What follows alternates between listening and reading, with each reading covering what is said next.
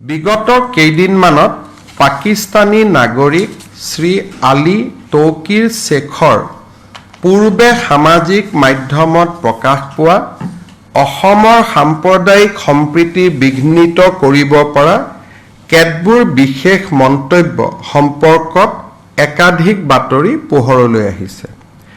তদুপৰি তেওঁৰ সামাজিক মাধ্যমৰ তৎপৰতাসমূহ মন কৰিলে দেখা যায় যে তেওঁ ভাৰতৰ আভ্যন্তৰীণ তথা সংসদীয় বিষয়সমূহক লৈ বিগত সময়ত বিভিন্ন মন্তব্য আগবঢ়াই আহিছে। উল্লেখিত ব্যক্তিজনে ভাৰতত স্বাৰ্থ বিঘ্নিত কৰিবলৈ অহৰহ চেষ্টা কৰি আহিছে। ৰাজহুৱা ডমেইনত উপলব্ধ তথ্যসমূহ গভীৰভাৱে পৰীক্ষা কৰিলে দেখা যায় যে শ্ৰী আলী শেখ হৈছে পাকিস্তান চৰকাৰ আৰু পাক নেতৃত্বৰ সৈতে ওতঃপ্ৰোত জড়িত এগৰাকী প্ৰভাৱশালী ব্যক্তি। আনকি তেওঁ আন্তঃৰাষ্ট্ৰীয় মঞ্চতো বিভিন্ন ক্ষেত্ৰত ইছলামিক ৰিপাব্লিক অৱ পাকিস্তানক প্ৰতিনিধিত্ব কৰিছে। ৰাজহুৱাভাৱে উপলব্ধ এই তথ্যসমূহৰ আধাৰত এই বিষয়টো অসম কেবিনেটৰ দৃষ্টিগোচৰ কৰা হৈছে। উল্লেখ যে আলী শেখ ডাঙৰীয়াই পাকিস্তান চৰকাৰৰ কেইবাটাও পৰামৰ্শদাতা পদত আৰু পাকিস্তানৰ প্ৰধানমন্ত্ৰীয়ে গঠন কৰা কমিটি আদিত সেৱা আগবঢ়াইছে। এই তথ্যসমূহৰ আলমত আৰু পাকিস্তান চৰকাৰ তথা বেচৰকাৰী সংস্থা আৰু ব্যক্তিসকলে অতীজত অসমক অস্থিৰ কৰাৰ বাবে চলোৱা প্ৰচেষ্টাৰ ভিত্তিত অসম আৰু ভাৰতৰ গণৰাজ্যৰ ঘৰুৱা বিষয়ত আলী শেখ ডাঙৰীয়াটো কাটি দিব লাগে। আলী শেখৰ হস্তক্ষেপ কৰাৰ বাবে চলোৱা এনে প্ৰচেষ্টাক অসম চৰকাৰে গুৰুত্ব সহকাৰে লৈছে। তেওঁৰ সামাজিক মাধ্যমৰ কাৰ্যকলাপ আৰু ৰাজহুৱাভাৱে উপলব্ধ তথ্য তদন্তৰ অন্তত স্পষ্ট হৈছে যে আলী শেখ ডাঙৰীয়া ব্ৰিটিছ নাগৰিক আৰু অসমৰ মাননীয় সংসদ সদস্য শ্ৰী গৌৰৱ গগৈৰ পত্নী শ্ৰীমতী এলিজাবেথ গগৈৰ সংস্পৰ্শলৈ আহিছিল। পাকিস্তান চৰকাৰৰ সৈতে থকা যোগাযোগৰ লগতে আলী শেখ হৈছে জলবায়ু পৰিৱৰ্তনৰ ক্ষেত্ৰত কাম কৰা অলাভজনক সংস্থা লিড পাকিস্তানৰ প্ৰতিষ্ঠাতা। বিগত সময়ছোৱাত ইছলামাবাদত কটোৱা সময়ছোৱাত লিড পাকিস্তানৰ অবিচ্ছেদ্য অংগ আছিল ব্ৰিটিছ নাগৰিক শ্ৰীমতী এলিজাবেথ গগৈ। তদুপৰি আলী শেখ আৰু ব্ৰিটিছ নাগৰিক শ্ৰীমতী এলিজাবেথ গগৈ দুয়োজনে ভাৰত আৰু পাকিস্তানত কাম কৰা CDKN নামৰ এটা পৰিৱেশ সম্পৰ্কীয় গোটৰ অংশ। অসম কেবিনেটে ভাৰতৰ আভ্যন্তৰীণ পৰিক্ৰমা সম্পৰ্কীয় বিষয়ত পাকিস্তানস্থিত নেতা আৰু জলবায়ু সুৰক্ষাৰ নাম লৈ এনে বিষয়ত জড়িত থকা ব্যক্তিসকলৰ সন্দৰ্ভত নিজৰ উদ্বেগ প্ৰকাশ কৰিছে আৰু তেওঁলোকৰ প্ৰকৃত উদ্দেশ্য সম্পৰ্কে উদয় হোৱা প্ৰশ্নক অতি গুৰুত্ব সহকাৰে গ্ৰহণ কৰিছে। এই বিষয়টোৱে ৰাষ্ট্ৰীয় নিৰাপত্তাৰ ক্ষেত্ৰত পেলাব পৰা নেতিবাচক প্ৰভাৱৰ প্ৰতি লক্ষ্য ৰাখি অসম আৰক্ষীৰ সঞ্চালক প্ৰধানক ভাৰতীয় ন্যায় সংহিতাৰ উপযুক্ত বিধান আৰু অন্যান্য প্ৰাসংগিক আইনৰ অধীনত আলী শেখৰ বিৰুদ্ধে গোচৰ ৰুজু কৰিবলৈ অসম কেবিনেটে নিৰ্দেশনা প্ৰদান কৰিছে।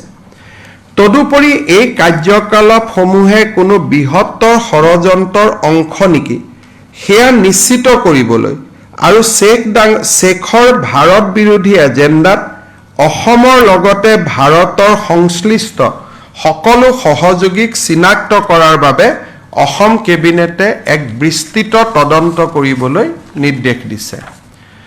তদন্তৰ দিশসমূহ হ'ল অসমৰ লগতে ভাৰতত আলী শেখৰ নেটৱৰ্কক গভীৰভাৱে তদন্ত কৰা, অসম আৰু ভাৰতৰ অন্যান্য স্থানত ভাৰতৰ বিৰুদ্ধে আলী শেখৰ কাৰ্যত সহায় সহযোগ কৰা ব্যক্তি সংগঠন আৰু সহযোগীসকলক পৰীক্ষা কৰা।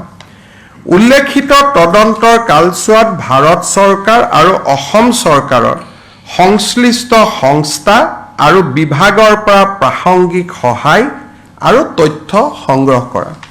ভাৰতৰ নিৰাপত্তা আৰু সাৰ্বভৌমত্বৰ স্বাৰ্থত এই বিষয়টো অতি গুৰুত্বপূৰ্ণ বুলি বিবেচনা কৰা হ'ব বুলি অসম কেবিনেটে প্ৰকাশ কৰিছে।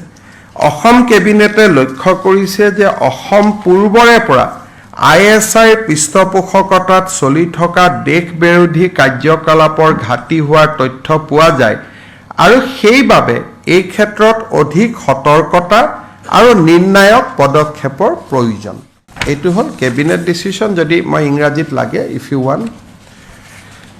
In recent days, multiple news reports, social media posts and other information in the public domain had surfaced regarding certain comments made by a Pakistani national, Mr. Ali Tawqir Sheikh, aimed at disrupting communal harmony in Assam. Additionally, a perusal of his social media actively included exhaustive commentary on India's internal affairs and parliamentary matters, raising serious concerns on the said individual intention to compromise and damage India's interest. Closer examination of information from public domain revealed that Sri Ali Sheikh is an influential individual with pervasive roots in the government of Pakistan and its leadership, having even represented the Islamic Republic of Pakistan in the international forum. It has been brought to the attention of the Assam Cabinet via publicly available information that Sri Ali Sheikh has even served the government of Pakistan in several advisory positions and via committees constituted by Prime Minister of Pakistan. In the light of these facts and given the historical attempts of Pakistani state and non-state actors to destabilize Assam, the government of Assam takes Mr. Ali Sheikh's attempt to interfere in the domestic matters of the state of Assam and the Republic of India with utmost seriousness. Following a scrutiny of his social media activity and information available in the public domain, it appears that Mr. Ali Sheikh has been in contact with Srimati Elizabeth Gogoi, a British national, and the wife of Honorable Member of Parliament from Assam, Sri Gaurav Gogoi. Apart from his engagement with the government of Pakistan, Mr. Ali Sheikh has also founded Lead Pakistan, a non-profit organization working in the field of climate change. Srimati Elizabeth Gogoi, a British national, was an integral part of Lead Pakistan during her time spent in Islamabad. Furthermore, both Mr. Ali Sheikh and Srimati Elizabeth Gogoi, a British national, have been a part of global climate action group called the Climate and Development Knowledge Network, which operates both in India and Pakistan. The Assam Cabinet notes its concern regarding the explicit involvement of a Pakistani-based leader and the other actor of a climate action group in the matters concerning India's internal affairs, thereby raising serious questions on its actual intent and operations. Given the broader national security implication of this issue, particularly in Assam, the Assam Cabinet has directed the Director General of Police, Assam, to register a case against Sri Ali Sheikh under appropriate provisions of Bharatiya Nyaya Sanhita and other relevant laws. Additionally, the Assam Cabinet directs an extensive inquiry to be conducted to ascertain whether these activities are part of a larger conspiracy and to identify any sympathizer or associate within Assam and across India who may be aiding Mr. Sheikh's anti-India agenda. The inquiry may investigate the width and depth of Mr. Ali Sheikh network within the state of Assam and across India. Examine individuals, organizations and accomplices based in Assam and rest of India who have aided and abetted Mr. Ali Sheikh's action against India. Seeks relevant assistance and information from concerned agencies and departments of the Government of India and Government of Assam in the course of the above mentioned investigation. The Assam cabinet expect this matter to be pursued with utmost seriousness in the interest of India's security and sovereignty. The Assam cabinet notes that the state of Assam has historically remained a hotspot of ISI-sponsored activities, necessitating heightened vigilance and cabinet এই সম্পৰ্কত cash এটা register কৰিব আমি আশা কৰোঁ যে অসমৰ সংসদৰ পত্নী হিচাপে যদিও শ্ৰীমতী এলিজাবেথ গগৈ এগৰাকী ব্ৰিটিছ নাগৰিক তথাপিতো অসমৰ এগৰাকী সংসদৰ পত্নী হিচাপে তেওঁ এই ইনকুৱাৰীত কোপাৰেশ্যন কৰিব সহযোগিতা কৰিব নিজৰ পাছপোৰ্ট ভিসা ট্ৰেভেল ডকুমেণ্টছ আমাৰ লগত শ্বেয়াৰ কৰিব আৰু গৌৰৱ গগৈ ডাঙৰীয়াই সংসদত ভাৰতৰ নিৰাপত্তা বিশেষকৈ নিউক্লিয়াৰ ৱাৰহেডৰ ওপৰত তেখেতে উত্থাপন কৰা প্ৰশ্নসমূহৰ লগত প্ৰত্যক্ষ পৰোক্ষভাৱে কিবা যোগসূত্ৰ আছে নেকি সেই সম্পৰ্কেও অসম আৰক্ষীয়ে যদি সংসদগৰাকীক কথা পাতিব বিচাৰে আমি আশা কৰোঁ সংসদগৰাকীয়ে নিশ্চয় অসম আৰক্ষীক সহযোগিতা কৰিব ভাৰতীয় নাগৰিক নহ'লে আপুনি কোনো কাৰণে ইলেকশ্যনৰ প্ৰক্ৰিয়াত জড়িত হ'ব নোৱাৰে কিন্তু কলিয়াবৰ লোকসভা নিৰ্বাচনৰ দুটাকৈ ইলেকশ্যনত তেখেতে প্ৰত্যক্ষভাৱে নিজক জড়িত কৰিছিলে ভায়োলেটিং ভিসা কণ্ডিশ্যনছ গতিকে গভৰ্ণমেণ্ট অফ ইণ্ডিয়াই তেখেতৰ ভিসা অব্যাহত ৰাখিব খুজিব নুখুজিব কিন্তু আমি এগৰাকী ব্ৰিটিছ নাগৰিকে অসম ভাৰতৰ লোকতন্ত্ৰত হস্তক্ষেপ কৰা বিষয়টো আমি ডেফিনেটলি ভাৰত চৰকাৰক সুকীয়াকৈ অৱগত কৰিম কাৰণ under the visa conditions nobody can interfere in the electioneering নিৰ্বাচনৰ কামৰ লগত জড়িত হ'ব নোৱাৰে কিন্তু আপোনালোকে যদি অসমৰ টিভি চাই all the visuals R available there of her active election campaign for a political party, for a particular political party in Assam. তেখেতে যদি আদালতলৈ যায় হেতু অসম চৰকাৰে তাক আদৰণি জনাব তেতিয়া আমি জুডিশিয়াল প্লেটফৰ্মটো কোৰ্টে যদি কয় আপোনাৰ পাছপোৰ্টখন মোক দেখুৱাওক তেতিয়া তেওঁটো নেদেখুৱাকৈ থাকিব নোৱাৰে কোৰ্টে যদি কয় যে আপোনাৰ পত্নীৰ পাছপোৰ্টখন দেখাওক তেওঁটো নেদেখুৱাকৈ থাকিব নোৱাৰে সেই কাৰণে আমি বিচাৰো যে আমি আদালতত ডাইৰেক্ট যাব নোৱাৰো আমি পুলিচ আদালতত যাব লাগিব পুলিচে আদালতত চাৰ্জশিট দিব তেতিয়াহে কেছটো আদালতত যাব কিন্তু তেখেতে যদি আদালতলৈ যায় if he decide to goes to the court will welcome that and this will expedite the process of inquiry and if in the process if anybody is innocent he will be declared innocent by court of law. We have no objection to it. But this matter need to be investigated very, very seriously. In the name of climate action, if some British national or Pakistani national wants to interfere into the India's sovereignty, we need to take that head on. Because somebody is has a political power, somebody is a leader of some political party, we cannot compromise with the nation's security. I am separately writing a letter to Sri Mallikarjun Kharge as well as the Bhupen Bora to highlight that look, whatever we are not doing any as a political purpose, we are purely doing it for the maintaining the security and sovereignty of the country. So his visit to embassy is established. Kunubai kobo photoshop korise kiba korise there is nothing like that. His visit has been confirmed. Investigation has confirmed his visit.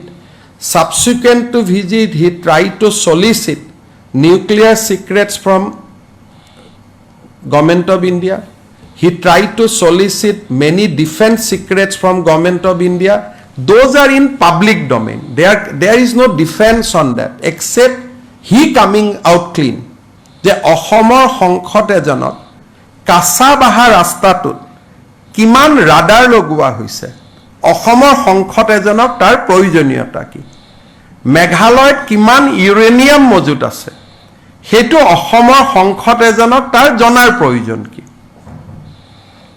ভাৰতৰ nuclear energy প্ৰগ্ৰামত কোন foreign ষ্টেটে আমাক সহায় কৰিছে তাক জানাৰ প্ৰয়োজনীয়তা কি আছে গতিকে these are very very serious national security concerns আৰু ই সাধাৰণতে মই অমুক ক'লো তই অমুক ক'লো আপুনি কি কয় এইটো this is something serious than putting this question there, that question there. So that is why we decided that let us not take it into the political format.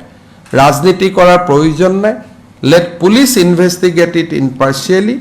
Policeok teoluke সহযোগ কৰক পতি পত্নী দুই গৰাকীয়ে পুলিচক সহযোগ কৰক তাকে আমি কামনা কৰিম otherwise they have to be summoned but at least তেওঁ যদি নিজে সহযোগিতা কৰে তাত well and good আৰু as a deputy leader of a responsible political party definitely তেওঁৰ আৰু ফ্যামিলিৰ পৰা যদিও ভাৰতীয় নাগৰিক নহয় definitely will expect proper cooperation কাৰণ সদায় এটা কথা মনত ৰাখিব যে অসম ISI হটবেড আৰু বহুত সময়ত আমি কব নোৱাৰাকৈ তাত আমি ফসি যাব পাৰো মই এটো কোৱা নাই যে তেওঁ জড়িত হৈ আছে sometime directly indirectly আমি কব নোৱাৰাকৈ খুমাই যাওঁ গতিকে ইয়াক মই কাকু ব্যক্তিগত অভিযোগ কৰা নাই কাকু আক্ৰমণ কৰা নাই পলিটিক্যাল আক্ৰমণ is a different thing but as a chief minister of Assam it is my duty that if I notice any ISI activity in Assam I have to come hands down I have to come heavily on that eta DGP SIT kori inquiry kore teo thanat di inquiry kore hetu ami kobo na lage now it is up to the DGP dudin inquiry korar pisot etu NI lekeo hostantor koribo pare CBI ko dibo pare it is now the process will now take place Sir, a closer look কেবিনেটত কোৱা হৈছে ডিজিপিক আপুনি cash register কৰক তেওঁ cash register কৰিব enquiry তেওঁ SIT কো দিব পাৰে ইনকুৱাৰী তেওঁ নিজেও কৰিব পাৰে নাও it is a legal process তাত আৰু আমি সমুৱাটো উচিত নহয়